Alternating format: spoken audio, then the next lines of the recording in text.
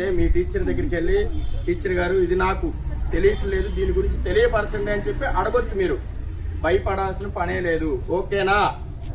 చెప్పండి, అర్థమైందా అందరికీ? ఏం చెప్పాను?